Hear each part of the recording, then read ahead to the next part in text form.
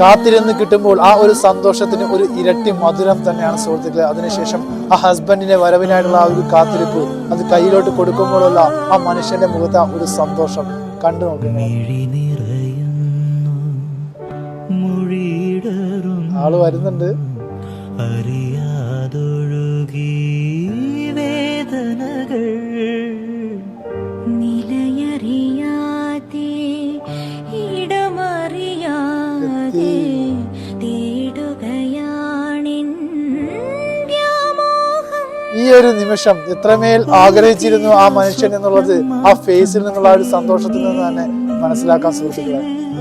ഒരു തീരാദാഹം മാത്രം വിങ്ങുന്നു